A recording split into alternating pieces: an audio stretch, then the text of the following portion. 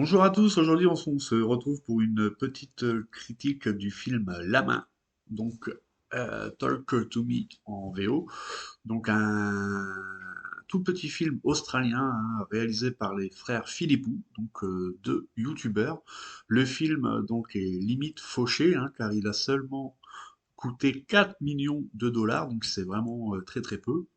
Donc on va se retrouver donc avec une histoire d'un groupe de jeunes donc qui découvrent comment conjurer les esprits à l'aide d'une mystérieuse main hantée.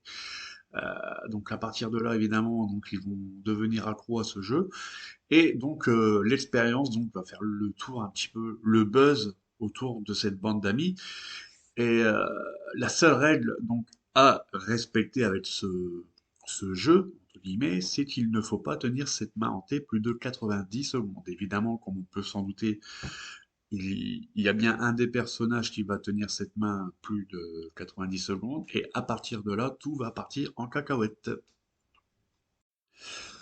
Alors, comme très souvent dans ce genre de film, ça commence avec un style un peu teen movie, un peu jeune, le genre de film qu'on a très souvent l'habitude de voir la plupart du temps dans les films d'horreur.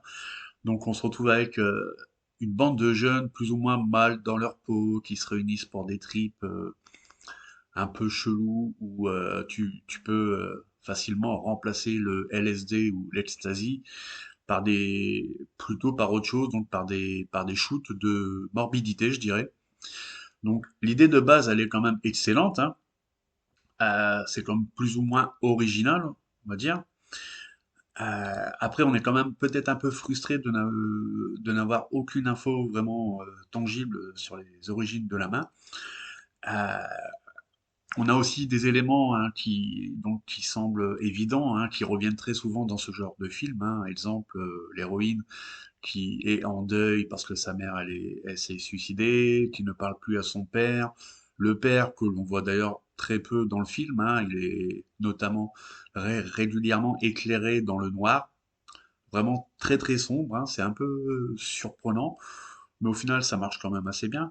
On se retrouve aussi avec un triangle plus ou moins amoureux, donc on va dire, des éléments que on retrouve assez facilement, assez souvent dans ce genre de film. Mais sur l'ensemble, le scénario évite quand même les écueils classiques aussi qu'on a donc l'habitude de voir, inhérents au genre, je dirais. Donc on n'a pas de porte qui grince, on n'a pas de jump scares à gogo.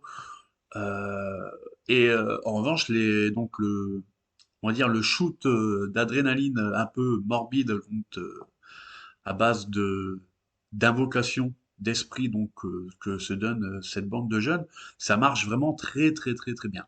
Déjà, tout est en practical, c'est quand même un régal à voir. Les effets marchent très très bien. Visuellement, vraiment, ça marche du tonnerre.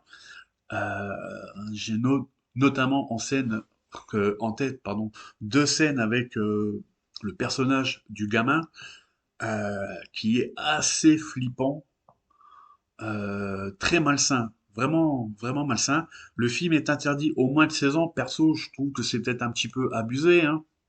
Je pense que une interdiction peut-être moins de 12 ans, ça aurait pu être un peu plus logique. Je sais que le film a été ca- qualifié de le plus terrifiant de la décennie.